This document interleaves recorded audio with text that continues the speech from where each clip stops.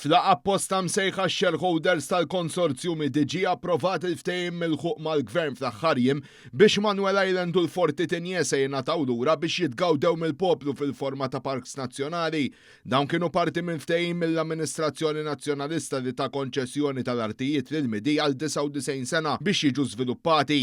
Minkejja dan fl-aħħar xhur il-Prim Ministru Roberta Bela wiegħed li dawn iż-żoni jiġu rritornati biex jitgawdew mill-pubbliku ġenerali. Sussegwentament l-aħħar ġimgħat il-Gvern wasal fi ftehim mal-midi biex tinħall mill-konċezzjoni għas-somma ta' 43 miljun euro wara negozjat intensi u dettaljati. Kull ma kien jonqos kienet l-approvazzjoni ta' shareholders biex il-ftehim ikun jista' jidħol fis-seħħ.